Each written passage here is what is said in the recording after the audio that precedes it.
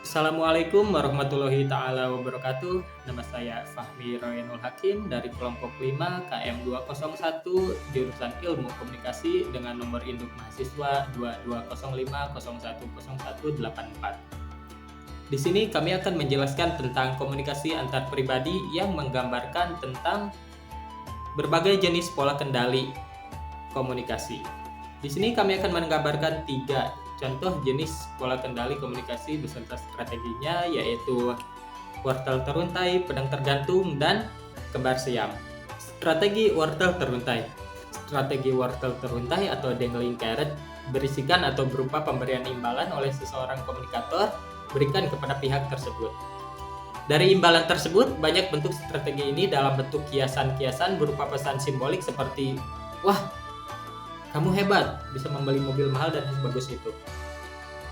Pada strategi ini mempunyai dampak psikologis maupun sosial di individu karena bila strategi wortel teruntai terus-menerus dilakukan, akan mendapat respon merubah mindset seseorang terhadap komunikasi tersebut dalam perspektif psikologi dan sosial. Bila dicontohkan dalam suatu konteks perspektif psikologi dan sosial, yaitu seperti bila orang tua selalu memanjakan seorang anak dengan apa yang ia inginkan hingga kelak ia dewasa, maka ia akan terus merasa ingin dimanjakan pula. Ketika ia merasa tidak dapat atau merasakan apa yang ia inginkan pula, maka ada dua perspektif bagi si individu ini, yaitu dalam positif maupun negatif. Bila positifnya, ia akan merubah cara si individu mengatur semuanya sendiri menjadi lebih baik, menjadi individu itu sendiri. Tapi bila sebaliknya pada tumbuh berpikir dengan cara negatif, maka entah apa cara ia agar memanjakan dirinya sendiri, entah bertindak negatif atau sebagainya. Lebih mudahnya diibaratkan bila seorang individu mencari hal negatif, akibatnya akan ada yang dirugikan, yaitu orang yang berada di sekitarnya. Dan ini menyebabkan ada hal-hal negatif yang tidak diinginkan.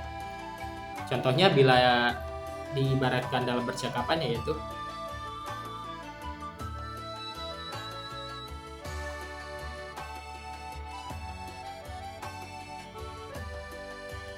"Oi bro, lu mau gak kalau kerjain tugas gue?"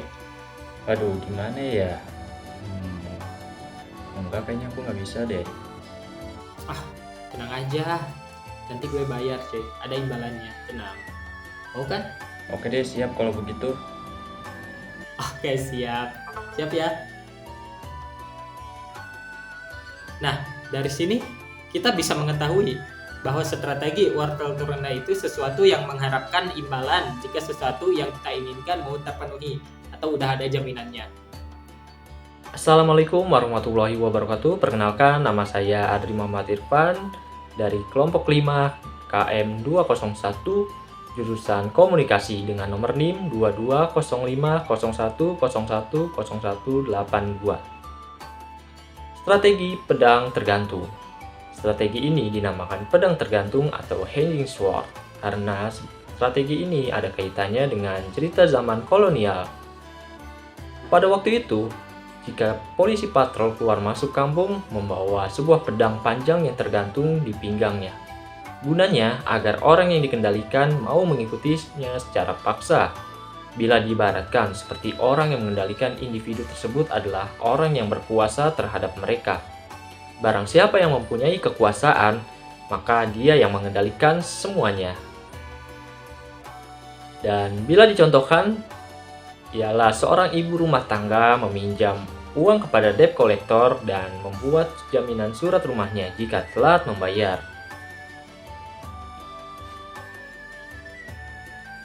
Halo, selamat siang Ibu. Bagaimana kabarnya? Sudah waktunya jatuh tempo Ibu, tolong pembayarannya segera diberesi ya. Bisa nambah waktu lagi nggak, Pak? Saya belum mempunyai uang. Oh, tidak bisa Ibu, seperti perjanjian Ibu di awal, jika Ibu telat membayarnya, maka surat rumah Ibu jaminannya.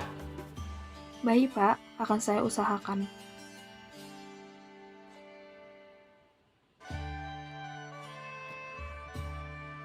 Dari percakapan dan contoh yang dapat kita ambil bahwa pedang tergantung itu merupakan ancaman atau strategi hukuman, yaitu ini komunikator dapat menghukum pihak lain agar mengurangi perilaku yang tidak disukai atau bersifat memaksa.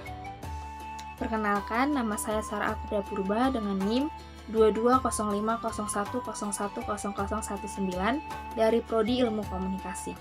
Strategi kembar siam. Strategi ini dinamakan strategi kembar siam atau siamese twin strategies. Strategi ini merupakan hasil dari hubungan yang telah terbentuk. Strategi ini dapat diimplementasikan hanya jika suatu hubungan terbentuk. Dalam hal ini, kembar siam adalah orang yang menempatkan sangat pentingnya pada pemeliharaan hubungan timbal balik mereka.